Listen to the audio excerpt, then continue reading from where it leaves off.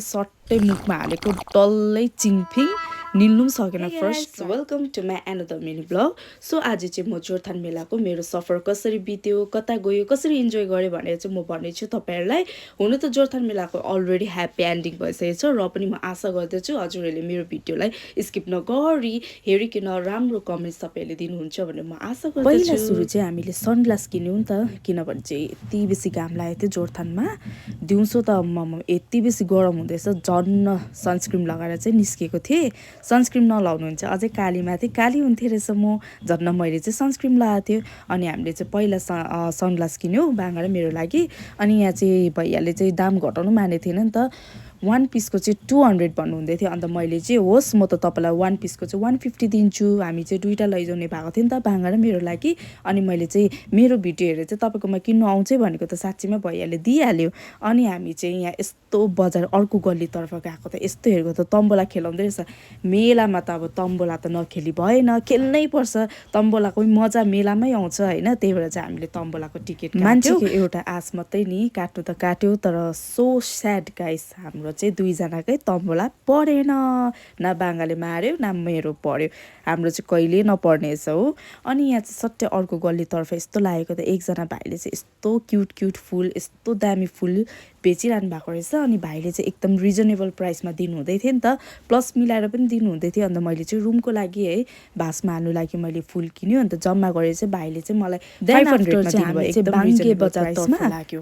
किनभने चाहिँ बाङ्गे बजारको चाहिँ यस्तो बेसी भिडियो, यति बेसी तारिफ हामीले सुनेको थियो। टक्कै बाङ्गे बजार एन्ट्री मात्रै भएको बाङ्गे बजारको लुक्स चाहिँ यस्तो रमाइलो थियो गाइज, यति बेसी गाना बजिरहेको थियो, यति साह्रो रमाइलो, अर्ग्यानिक, सबैजना बिची आफ्नो आफ्नो उसमा काम गरिरहेको थियो, आगो बालेर पकाइरहेको थियो, यति साह्रो रमाइलो भइरहेको थियो। मलाई त यस्तो बेसी खुसी लागेको, यति साह्रो रमझम, यति साह्रो रमाइलो भइरहेको थियो। अन्त यहाँ चाहिँ टक्कै भेडाघरको चाहिँ भिडियो हामीले चाहिँ हेरेको थियो नि त, किनभने भेडाघरमा चाहिँ चिङपिङको रक्सी पाउँछ भनेको थियो। हामीलाई चाहिँ यति बेसी टेस्ट गर्नु मन परेको थियो बाङ्गा र मलाई, हामी चाहिँ टेस्ट गर्नै पर्छ भनेर चाहिँ हामीले चाहिँ फाइनली हामी भेडाघरमा चाहिँ गयौँ। अनि भेडाघरमा चाहिँ यस्तो एन्ट्री गरेको, दाजु यहाँ चाहिँ चिङपिङको रक्सी पाउँछ भन्दै भनेको त दाजुले पाउँछ भन्नुभयो नि त। अनि यहाँ भित्रबाट चाहिँ दिदी आउनुभयो, खास अनर चाहिँ दिदी हुनुहुँदो रहेछ। अनि दिदीलाई चाहिँ दिदी चिङपिङको रक्सी पाउँछ, यहाँ कसरी छ, कसरी बोतल छ भनेर सोधेको त 300 रुपियाँ बोतल हो गाइस। 300 रुपियाँ बोतलमा चाहिँ नखाउँ होला, हामीलाई चाहिँ हाफ बोतल दिनुहोस् भनेर भनेन। अनि दिदीले चाहिँ यस्तो क्युट अब ब्याम्बोको यो बनाउनु भएको रहेछ, गिलास बनाउनु भएको रहेछ। अनि दिदी चाहिँ फर्स्टमा चाहिँ बाङ्गाले नै टेस्ट गर्नुहुन्छ अरे नि त। अनि बाङ्गालाई चाहिँ लो टेस्ट गरेर भन्नुहोस् त के रहेछ यसको रिजल्ट भन्दै भनेको त बाङ्गाले होइन। पहिला सुरु चाहिँ चेस्ट गरिहालौँ अरे नि त, टक्कै मैले चाहिँ चेस्ट गरेँ। अनि बाङ्गालाई चाहिँ टक्कै खानु लगाएको त बाङ्गाले चाहिँ सट्टै खानुभयो नि त। कस्तो रहेछ टेस्ट भनेको त ठिकैको रहेछ अरे नि त बाङ्गाले, त्यस्तो खास लागेन भन्नुहुँदै थियो।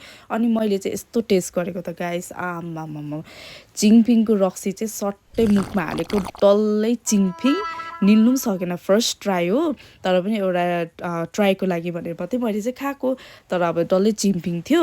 अनि यहाँ चाहिँ सट्टै आफ्टर चिङपिङको रक्सी खाएर चाहिँ हामी बाहिर निस्किँदाखेरि चाहिँ यहाँ गिट्टी पनि रहेछ होइन। अनि मैले ट्राई गरेको त आमामामा टेक्नु पनि सक्दैन रहेछ, यस्तो बल चाहिँदो रहेछ। म त मोटी भएको कि लुती भएको म त बुझ्नु सकेन, यस्तो साह्रो परेको। अनि छेउछेउको चाहिँ आन्टीहरू पनि दिदीहरू पनि मलाई हेर्दै हाँस्नु हुँदै थियो नि त, र पनि मैले कोसिस चाहिँ गर्दै थियो होइन। देन आफ्टर चाहिँ हामी चाहिँ सट्टै यहाँ तोङबा, यत्रो ठुलो तोङबा राखेको रहेछ। अन्त बाङ्गाले चाहिँ खाउ न भनेर भन्दै थियो नि त, जिस्काउँदै थियो नि त। अन्त मैले चाहिँ यत्रो खाँदाखेरि डले हुन्छ नि भनेर भन्दै थिएँ होइन। ग्रुपको आन्टीहरूले चाहिँ पानीपुरी बेचिरहनु भएको रहेछ नि त। अनि हामी केटीहरूको चाहिँ पानीपुरी चाहिँ एकदम फेभरेट है, मेरो त झन् अब के भन्नु, सबै केटीहरूको फेभरेट नै होला। अन्त मेरो पनि एकदम फेभरेट हो पानीपुरी। अनि यस्तो टेस्ट गरेको त आमा, पानी त यस्तो अमिलो रहेछ, पानीपुरी पनि यस्तो मिठो रहेछ होइन।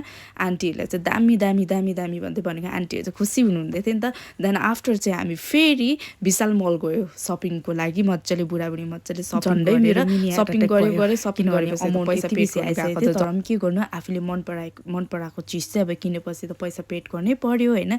देन आफ्टर चाहिँ हामी सबै घुमेपछि सबै गरेपछि चाहिँ ग्रिन पार्कमा गएर रिल्याक्स भएर चिया खाएर चाहिँ है, यति बेसी टायर्ड भइसकेको थियो बुढाबुढी चाहिँ है घुमेर। अन्त यहाँ चाहिँ चिया खाँदै रिल्याक्स गर्दै गफ गर्दै हामी चाहिँ बस्यौँ होइन। अनि मेरो चाहिँ जोरथानको मेलाको सफर चाहिँ यति नै थियो guys. Thank you so much for watching, by.